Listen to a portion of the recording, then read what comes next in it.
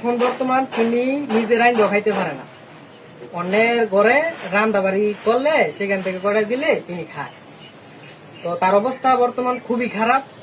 এই যে হাতরা ভেঙে ফেলাইছে, প্লাস্টার করে রাখছে। তো আমাদেরকে আল্লাহ অনেক তৌফিক দেয় নাই যে তাদেরকে অতিরিক্ত টাকা দিব। তো আমরা অল্প করে টাকা নিয়ে আইছি তাকে দিয়ে যাওয়ার জন্য। তো আপনারা চাইলে তাকে কিছু সহযোগিতা করতে পারেন। এই টাকাটা আপনি রাখেন। তো তিনি একজন অসহায় লোক, আমি 1000 টাকা তাকে দিয়ে গেছি। তো আপনারাও কিছু সহযোগিতা করার চেষ্টা করেন, অথবা নিজে এসে যদি আমাদের কালাপাহাড়িয়া ইউনিয়নের হয়ে থাকেন, নিজে এসে তাকে কিছু সাহায্য করে দিয়ে যান, এই বলার ছিল।